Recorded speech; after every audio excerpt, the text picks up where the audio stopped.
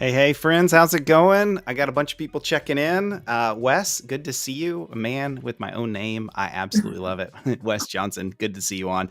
Scott's checking in as well. Hey, Scott, hope you're doing great. The rest of you guys that are on as well, say hello to us. Let us know where you're connecting in from and let us know how your Wednesday's going. It's always good to have hump day and kind of getting through the middle of the week, which is really awesome. This is going to be a really fun show. I've got a friend of mine and an author and a cybersecurity expert, Kim Simon. Kim, you want to say hello? Hey everyone. Hey Wes. Thanks so much for having me. I'm excited about this one. Oh, absolutely. It's my pleasure to bring you onto the channel. I think it's such a good discussion talking through compliance frameworks and the challenges and the opportunity that's inside of all of it. So this is going to be a really fun discussion. I guess before we get into anything more, tell us more about yourself, Where to start? right? I work in the exciting space of cybersecurity compliance. I've been in the space for about 10 years. I know I look 15, but been working in this space for about 10 years now. I work with ControlCase. So we're cybersecurity assessors. So we certify companies to cybersecurity regulations. I live in Toronto. I know, freezing right now, but steadily waiting for that sun. And what else do you want to know about me, Wes? What would they want to know? I want to know something interesting about you, something that we'd go, oh, that's really cool. Oh, so much stuff. So I was born in Zimbabwe, Southern Africa. No So I way. did primary school in Zimbabwe. And then I moved to London, UK. So then I, grew up in London, UK. And then I lived in Dubai for 2 years. And then I moved to Toronto. So now, yeah. So I guess I can live anywhere. That's really cool. You Cool about me. absolutely can. Yeah, you're a Yeah. world traveler. That's the coolest thing ever. I think I You, can live anywhere. yeah, you definitely meet that bill. Another thing that I think is pretty interesting is this right here. You've written a book. Tell us a little bit about this book. Well, Wes, you're bringing up that. Have you bought my book? 23 bucks. Our friendship is worth more than 23 bucks. I haven't bought it yet, but I promise you I will. I will give you 23 bucks. Click buy. Only on one condition. You must autograph it for me. Amen. I will do that for you. Actually, guess what? I will give you 23 bucks. So I will buy it for you. That's your Christmas present, Easter present, birthday present, everything. And then I'll just send Perfect. it to you. I got you. Perfect. Perfect. You're just making life easy for me. Great. I love it. I love it. So tell me a little bit more about the book. So, a case for investing in cybersecurity compliance is really an introduction to cybersecurity frameworks. So, I work with a lot of MSPs that are trying to understand what all these frameworks are, how they started, why they exist, and how they can start to understand them in-house and for their sales teams and their marketing teams. And then beyond that, starting to also sell cybersecurity compliance to their clients. So this book is just, supposed to really prepare the MSP internally to understand which frameworks may be applicable to them, what to expect in a cybersecurity audit, and then start to have those conversations with their clients as well. Love it. Love it. So what made you take the risk, or maybe I shouldn't say the risk, the arduous, difficult journey of writing a book? Like what was the inflection point where you're like, hey, it's time to write a book? Oh, the leap, I'm going to call it the leap of faith. There you So, go. so what happened was I kept repeating myself. You know, when you keep having the same conversation over and over again, and then you're like, okay, I'm just going to put it in a book so that people can kind of have me in their home. And if you want to remember what I said, you can just turn to this book and go, what's SOC 2 again? What's NIST? What's GDPR? Whatever it is. And kind of have it on your desk. So I know that as MSPs are kind of educating themselves and empowering their sales teams to go out there and start selling cybersecurity compliance, it's just handy to have something on your desk ready to go, talking about with whatever framework and what type of information it's trying to protect. Well said. And I love that you've done this, right? Writing a book is, I think, just such a monumental thing. So congrats to you to doing that. And it looks like you've already got some folks. Scott's going to go buy your book, which I love hearing. Yeah, You're not hey necessarily Tim. trying to go like shill the book today, but man, anytime I can bring someone that's written a book, you better believe I'm going to showcase that and highlight it. And that's a big thing. So it's really cool. We have someone, I don't know who this is, but someone checking in saying yay for compliance and security, which is really cool. Yes. Got my good friend Scott Lumpkin checking in. Scott, hope you're doing awesome, my friend. Good to see you as well. Wes Johnson checking in. We know the feeling of this whole process of compliance. Tim, I don't know if you know Tim Golden or not. I Kim, but do. you do. Okay, awesome. Tim. Oh yeah, because you met him through the Slack channel, probably. Yeah, Yes. Tim Yeah. is fantastic and definitely a thought leader in this space too. Tim, I got to have you on the live stream as well. Make sure we queue you up. It's going to be a bestseller because we're all buying a copy today. That's right, Scott. That's what I wanted to hear. Oh, I bless you. Okay. I absolutely was going love to that. offer to you all for free, but I've changed my mind now. So, okay. Yep. Now the price has gone up, Scott. It's double. So I just don't know what to tell you, but supply and demand, brother. That's I awesome. like Got that. Gene Gallagher checking in. Man, it's so great. So how about why don't we get starting with this since we got a lot of people chatting? Kim, you asked me a question which I kind of didn't do the best at. Of three. I'll let you kind of lead into it, but from the Verizon data breach report, let's start with that question. So Wes and I were looking at the IBM data breach report for 2022. So if you've read it, you're already way ahead of everybody else. But we were looking at what were the major causes of data breaches, and I'm going to give you the three top ones, and maybe comment and let us know which one you think is number one, number two, and number three. So I'll give you the three. We have phishing, we have cloud misconfiguration, and we have compromised credentials. Okay. So top three, it's about a 15-20 second delay between what we say and then chat. So phishing, cloud Misconfiguration. misconfiguration, and compromised credentials.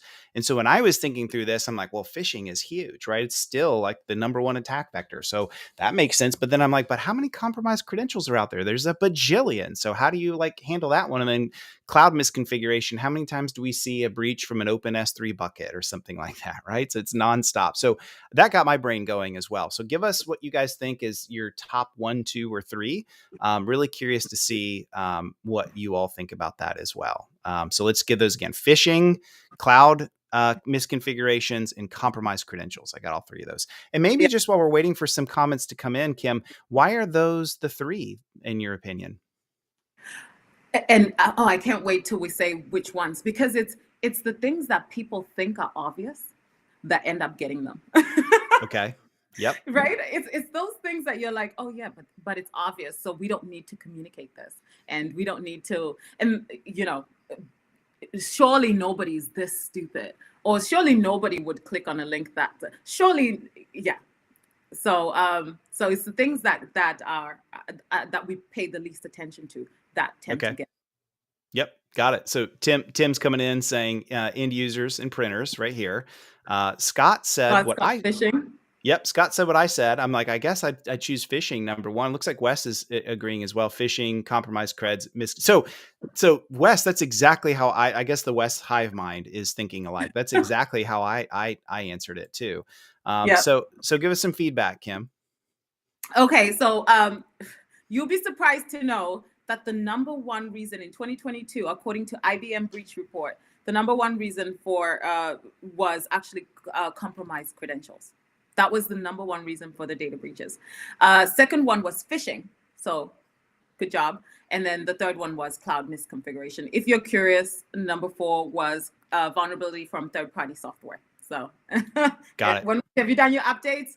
But yeah. Yep. So yeah, compromised credentials was actually the number one reason. How many people were?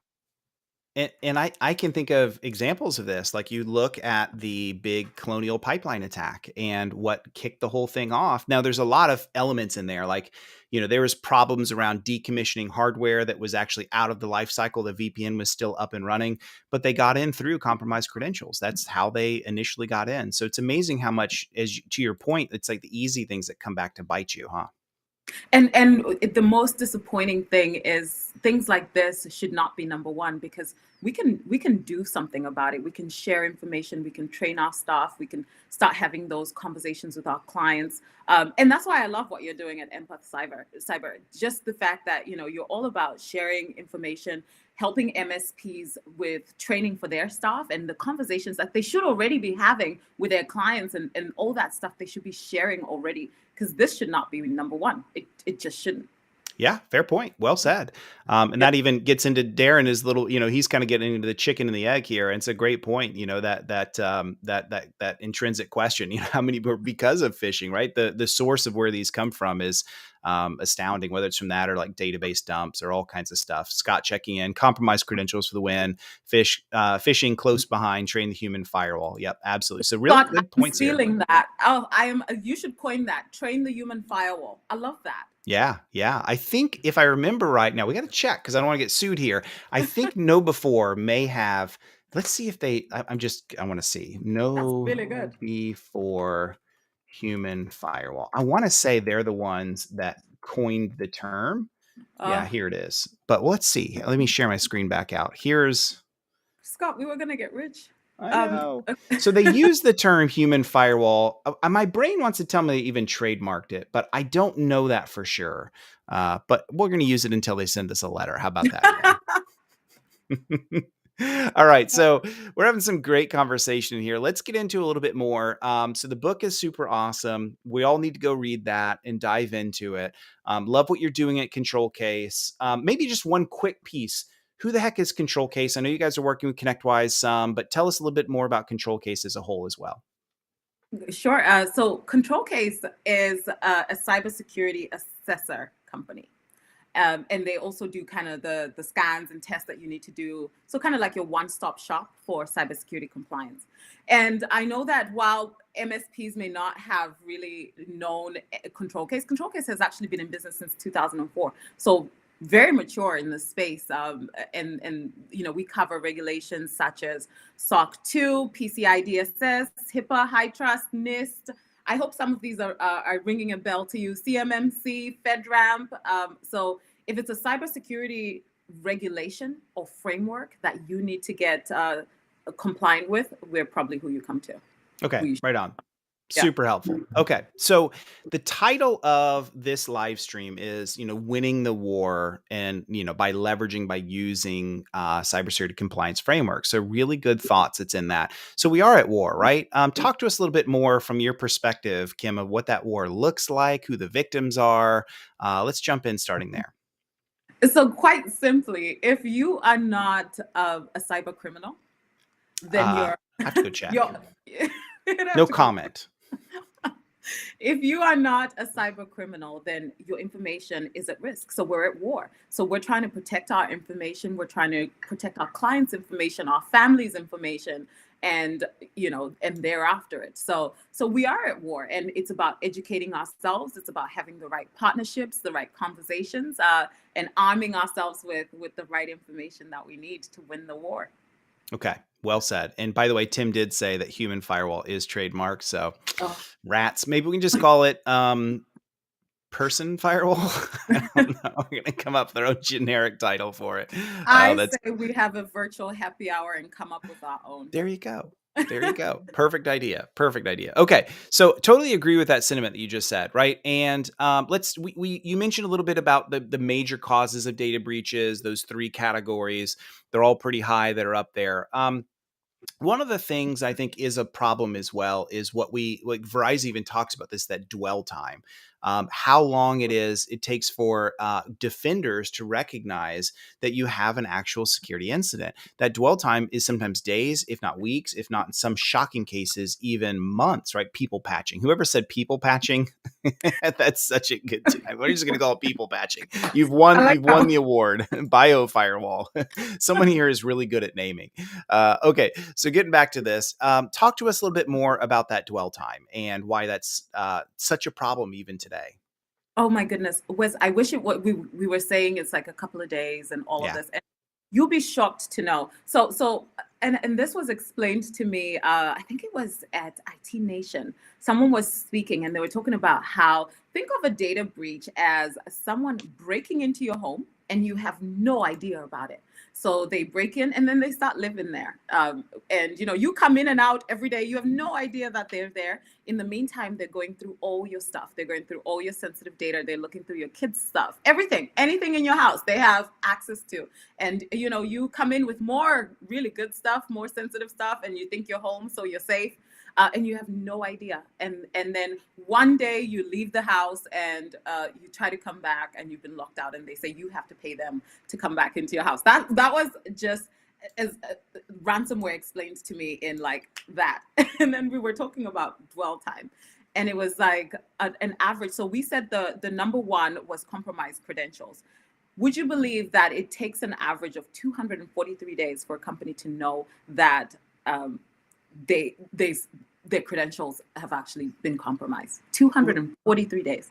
That's shocking to me because, anyone can go sign up on Have I Been Pwned, and sign up for their email, or if corporate, go get a corporate account and get an API. And anytime anything comes back with a domain you own, you can know about this, right? So it is a shame that it takes so long when we do actually have tools that can help us in that knowledge, Oh, well, remember what we said, people don't know. So it's having the right conversations, having the right partners, and there you go.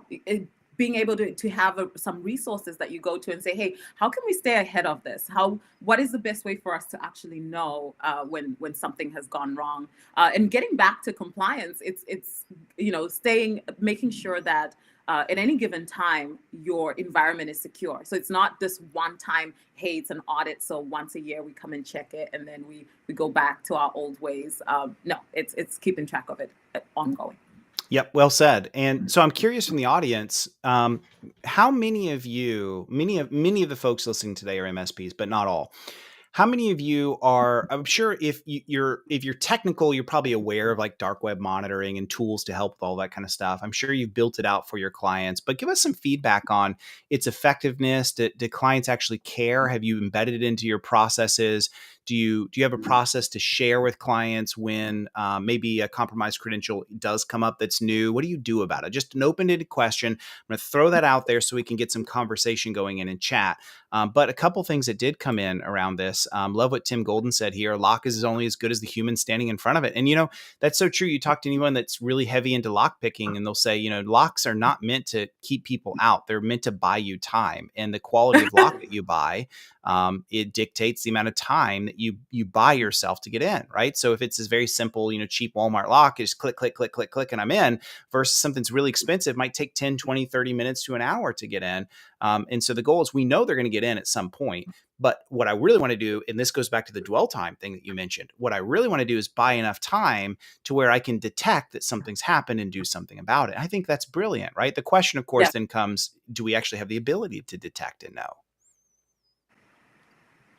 Our FBI friend checking in is saying, what FBI folks, I love this. And generally they don't know until some law enforcement agency shows up and knocks, knock, knock, knock, knock, knock. Hey, is this your data? So it's really well said. Scott, totally agree with you. They don't think it'll happen to them. I can't tell you how true that is. Scott knows this, of like by default, clients I'm too small.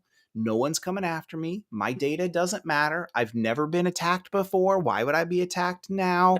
Like, those are normal questions that clients ask, and we can't be frustrated with them. It's our job to jump into the education and teach them why that matters. Don't you think?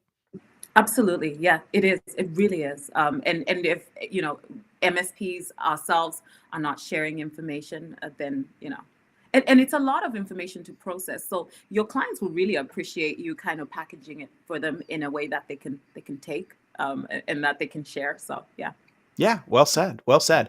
I love this comment from Tim. Compliance is the referee that keeps us all playing by the same rules.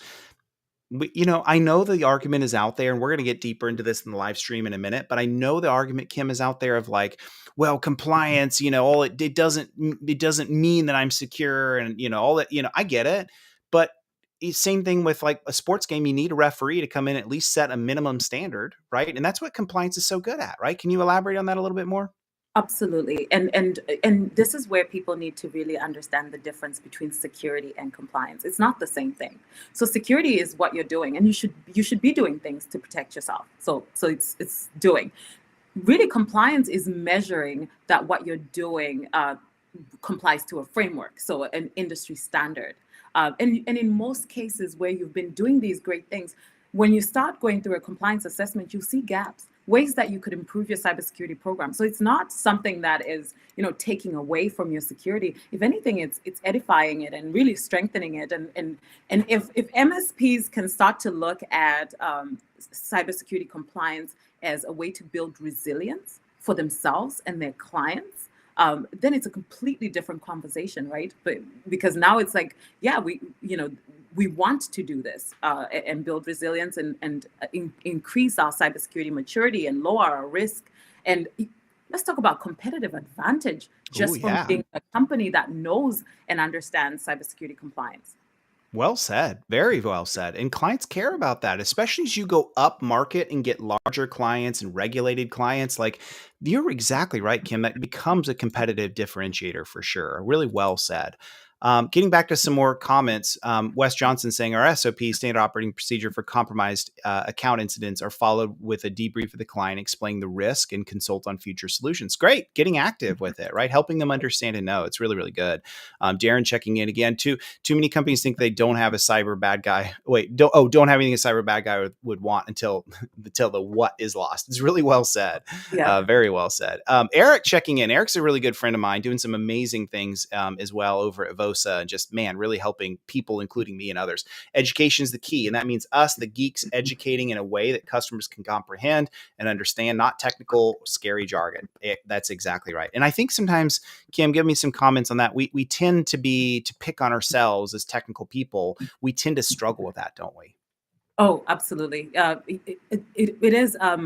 We struggle with putting, because things that we think are obvious to us, it's like, hey, I don't want to say it because everybody already knows it. But it's really not. And I just wanted to add to that as well and say there's two types of MSPs that are really good at looking at cybersecurity compliance and using it to increase their competitive advantage and grow their revenue. First of all, it's those MSPs that have started to look at compliance as a way to build resilience and are now basically educating themselves and their teams. They're able to support their clients that are coming to them and saying, hey, I need to comply with HIPAA and I don't know what I'm doing. Or I need SOC 2 and I don't know what I'm doing. Now, if you do that, if you go to your MSP and they cannot help you, it's like, okay, this guy doesn't even know about cybersecurity compliance, and that's my MSP.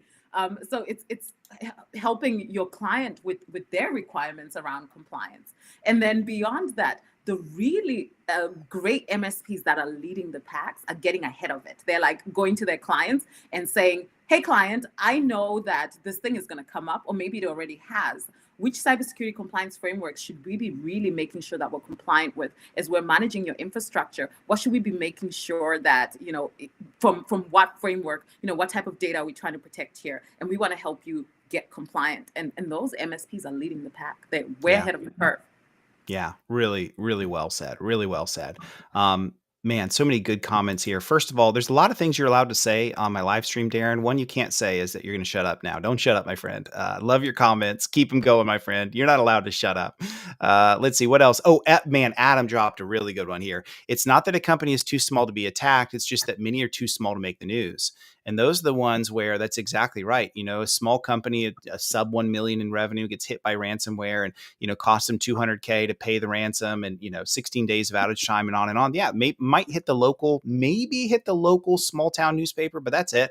But what kind of impact, even though it's very small impact on the national news cycle, that's monumental, to Adam's point, to a small business, could potentially shut them out of business. So really well said.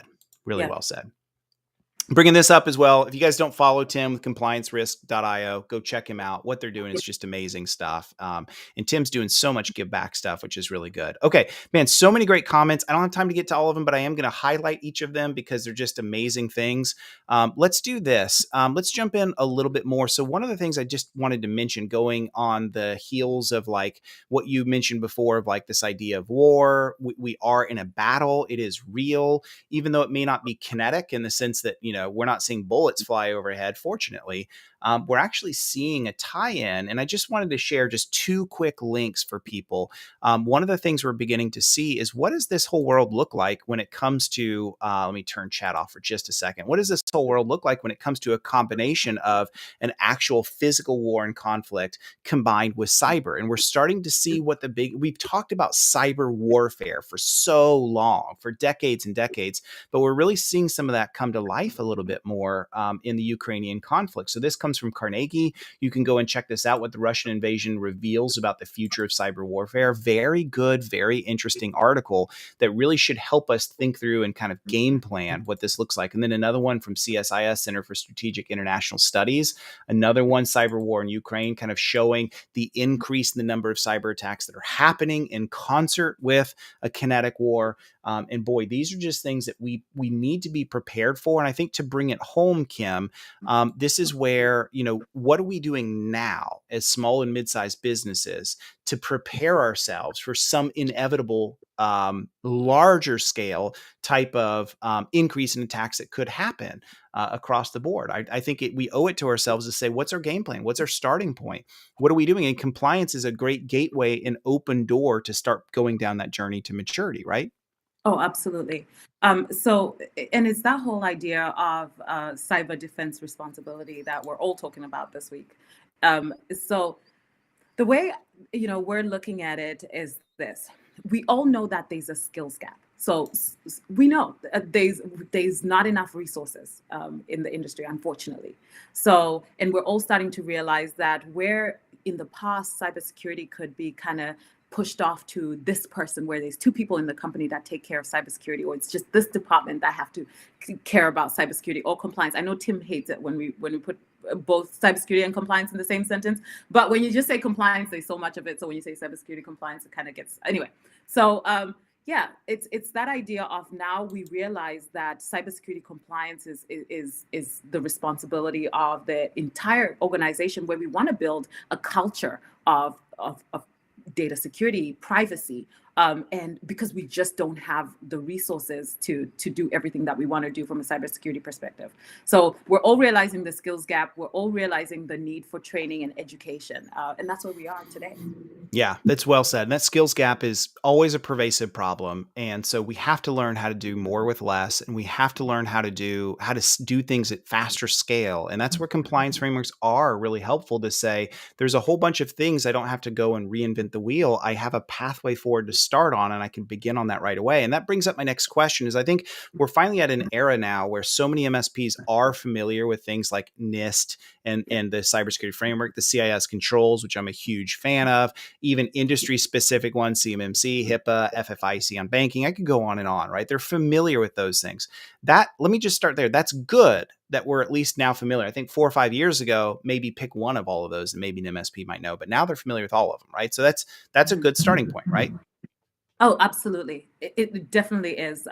And what I will say is, take advantage of mapping tools. So I know we have a great solution, a control case called One Audit. The idea is the mapping across all these different requirements have already been done for you. So where you're finding that you or your clients needs to be compliant with more than one framework, instead of going through separate audits and having to duplicate your work and having to really just be stressed out about it. Oh, thank you for bringing that up. There are solutions around mapping. And then I'll also plug in Security Alliance. They have great mapping themselves around SOC 2, ISO. So they are some mapping solutions that are there, where you don't have to duplicate your effort, and things that you're already doing can be mapped across multiple frameworks. Yep, that makes sense. So, question back for the audience: give us your top 3 frameworks that you find yourself either using or mapping to, or because of your client base having to deal with. I'd love to hear some more from you all on what those top 2 to 3 are for you.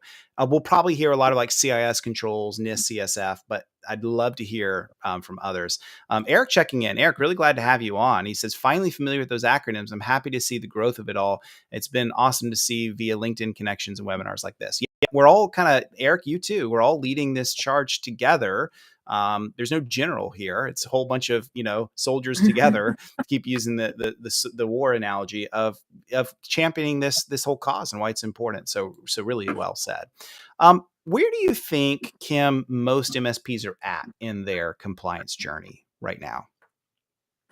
I think a lot of them are now starting to I think a lot of them have now realized that compliance is something that they need. So, and their clients need. So we're all kind of at the education and sharing information phase, I think. Some MSPs have already advanced beyond that because I work with a lot of MSPs that have already been, either certified or gone through an assessment themselves, so they can walk into a meeting and say, "Hey, we understand SOC 2. We're already attested to it. We understand NIST. We have a certification, whatever it is." So some MSPs have really just bit the bullet. They got ahead of it, and the ones that are kind of slowing down and they haven't caught up are starting to realize that, unfortunately for you, compliance is not going anywhere. There is a need for your clients to know that you are keeping their data secure, and compliance helps because it's you proving that you had a third party actually come in and check that your controls meet the requirements of these different frameworks. Alone, you can't just go and say, "Yep, I am HIPAA compliant." You need to actually get someone to come in and make sure and actually attest that that's actually the case. And that's why compliance is useful.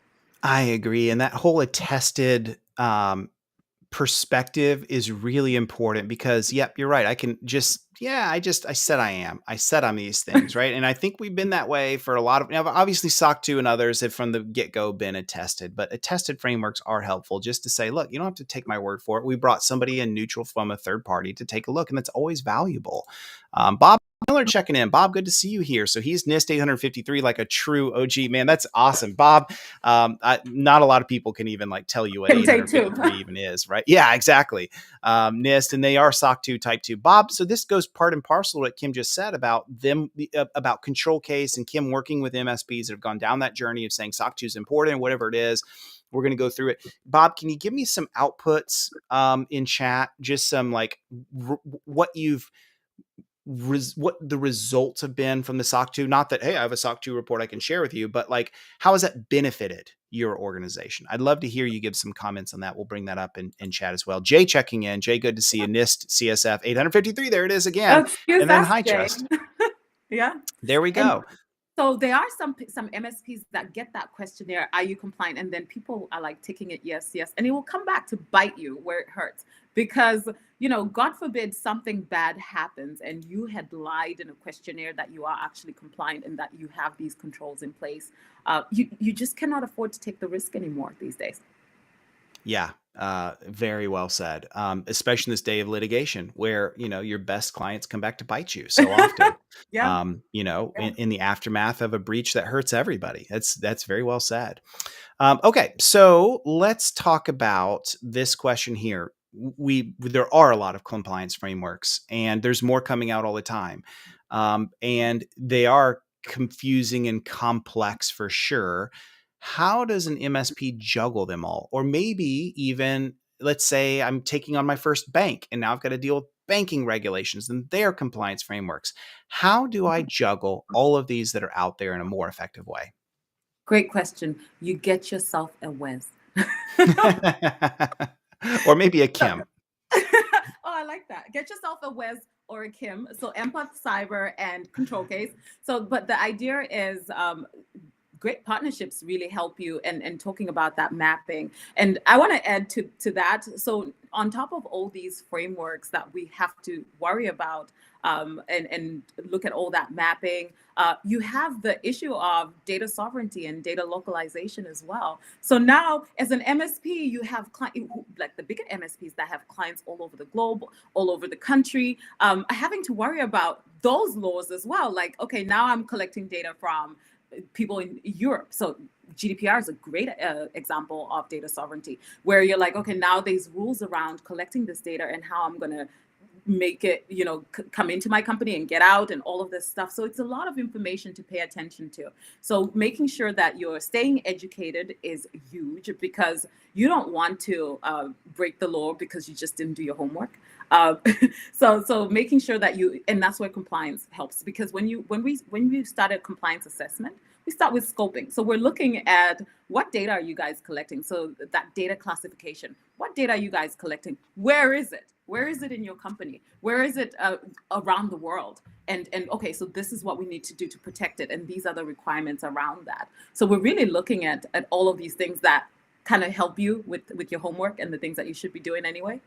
Yep, that makes sense. And I love cross mapping because we were just at Write a Boom and John Strand showed a really awesome free big crosswalked Excel spreadsheet that's got frameworks I've never even heard of, Kim. And what's really cool is in the random chance that you get stuck with one of those, you can go, oh, click here. Ah, there's where it's talked about over here with CIS. Well, I'm already doing that. Here's where and so now it makes my job to juggle all of these a whole lot easier. And so I remember the first time I came across a crosswalk, I'm like, I didn't know these things exist. Wow, this is so incredibly helpful to me so I can focus on one that makes sense for me. But then, and there's always going to be areas where like there's just a gap. Well, okay, I can go address that gap. But there's probably, I've never done the data, maybe but I feel like 80% of all frameworks have some amount of overlap together. And you just There's focus a on the lot of variance. There's a lot of overlap. And to your point, it is overwhelming when you start thinking of it and you're from the outside looking in and you're like, my goodness, I have to get compliant with this framework and I don't even know where to start. It can be overwhelming, but you start, and you start somewhere and you bite off little chunks until eventually you've done the whole thing. So yeah, it's about starting and getting ahead of it, because you don't want to be rushed into doing it. You want to get ahead of it before someone is saying, hey, I'm not going to do business with you unless you can prove that my data is going to be secure. So you really want to get ahead of it. Yeah, you do want to get ahead of it. Now's the best time to start, right? And you Oh take yeah. it's one bite at a time, all this kind of stuff. And this gets back into, I want to bring Bob's question up because it really comes into the next kind of area I wanted to chat with you about. So I'd asked Bob, can you share with us some of the benefits your MSP has gotten by going through SOC 2? And so he says, and I know Bob, I queued him up on this because I knew he was going to give me a good answer on this. So they work with larger enterprise. So their SOC 2 type 2 audit report is table stakes. I love that. He says it's almost like credibility, right? Like, hey, we Yes. get it. We have a SOC 2. I know enterprise wants to see SOC 2. We have it. So we have it's not like they're like, oh my goodness, wow. It's more like they're like, great, cool. That lets us know that we're peers here, that you're doing the right things in place. So it's table stakes for initial conversations between OML 4.2. If you don't know about the operational maturity levels, we can do that another live stream maybe. But yeah, so basically being OML 4.2 is very high, so very mature, very SOC 2 type 2. We practically never get additional questionnaire related to certifications or compliance, right? And so that's part Yeah. of it, is just it does get you a seat at the table, so people have some ability to look at you and say, oh wow, yeah, you definitely gone down this journey. Any other comments on that, of how compliance is beneficial to MSPs? So now MSPs are starting to see that they can grow their revenue by using compliance. So first of all, just what you've just said, where it's a competitive advantage to attract and retain your clients. But then beyond that, actually offering compliance support readiness as part of your offering as an MSP. I think this is something that all MSPs should be looking into and doing. And we partner with a lot of MSPs that want to do that want to empower their clients. I know Wes helps as well with creating all that information and documentation that your clients need to start educating themselves as well. But yeah, I think MSPs can really grow their revenue with compliance, making sure, because your clients have to do it. So it's a case of, are they going to work with you to do it, or are they going to take their business elsewhere? So that's another great one. Yep, well said. And Bob checking in. He's, by the way, there's a lot of benefit. And as you mentioned, Kim, wisely, a lot of revenue that can be earned, but it is a lot of work. It's not just, oh, I'm going to pay 25,000, 50,000, and I just get a report that comes in. No, there's a lot of auditing and testing that comes into this controls. And Kim, you know this, you have an auditor come in and say, show me all of your login audit history over the past 3 months. And we're going to go spot check one of these. And we're going to ask, where was the ticket that came in to onboard this or offboard that user? And let me see all your configurations and actually see that you did all this correctly. Like, you're really getting a full exam here. It's a big deal, isn't it? It is. And I'll tell you something that one of our clients said to me. He said it was really painful, like when they were starting off, and he was like, going through this and just realizing how much risk we were carrying as a company. And then he was like, by the end of the audit, we were like, wow, we're really good. We're really like glad that we did that, because we had no idea of all these gaps and all these areas that we were exposed. So yeah, it's not you pay money and then you just get a certificate. It's really not. We want to make sure that you are secure. We want to make sure that we're lowering your risk. So yeah. Yeah. Well said. Well said. Okay. So maybe two last questions for you. One is, okay, I'm an MSP. I'm younger. I'm newer. I'm getting started on this journey. I want to do a SOC 2. I'm not ready for that yet. I'm open to compliance frameworks and mapping to it, but this takes way too much time. I don't have the expertise to do it. It's too much for me. What would you say to that? I think you have to do it. So if you just focus on, hey, I can't do it, then I'm sorry to say you will not grow beyond your current capabilities. If you want to expand and grow your business beyond your current capabilities, this is a necessary step. You have to do it. So, get help, partnership, get a Wes, get a Kim, and we'll help you through it. Okay, got it. So partly suck it up, buttercup, do it anyway. And partly invest in it to get it going. And partly in that investment, you can find help with people, whether it's somebody full-time onboarded with your company or you're just leaning on expertise. Like, yeah, I love that. And like Eric said, mindset is everything.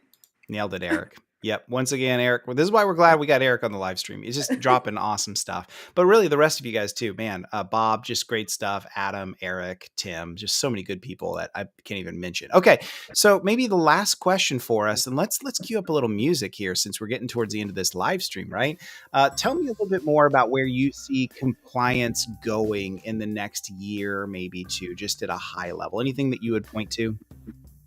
So I want to say, I think we're going to start seeing a lot more attention and regulatory requirements around third parties. So MSPs, beware. People are starting to worry about their third parties, who they share their information with, who they're working with. So we'll start to see a lot more regulatory requirements around MSPs and other third parties. I also think where companies have been able to get away with, hey, I do an internal audit and I have this framework that I follow that nobody knows, this list that you guys created or your client created. Going forward, it won't be enough. There will be a need for people to comply with universal frameworks that everybody recognizes that are repeatable. So yeah, looking at universal frameworks that are repeatable, that everybody knows, and not just your own little internal checklist. Will be huge, and actually getting in third parties such as ControlCase to come in and make sure that things are being done properly. You won't be able to escape it because your word alone won't be enough. So yeah. Well said. So universal, repeatable frameworks, really well said. And I think that even goes into what the national cybersecurity strategy from the Biden White House was outlaying as well, as what we're seeing more of a focus on this. And I think that's it is a really, really good thing. This is really good, Kim. I love the discussion. It's been really healthy for all of us. So glad to have this opportunity to chat with you. We'll still be around for just a minute or two if anyone has any questions for us. Bob checking in here. I agree, Kim. It's not if, it's when you're going to have to show compliance with your to grow your business. Yep. And your clients are wising up to this left and right. They're starting to recognize. And if they're not wising up, their own clients are forcing more. So their own clients saying, hey, if you're going to have our contract, you're going to do this thing. If you have an IT supplier, they're going to do these things. And so this is all changing and happening right in front of us, isn't it? It is. Yeah.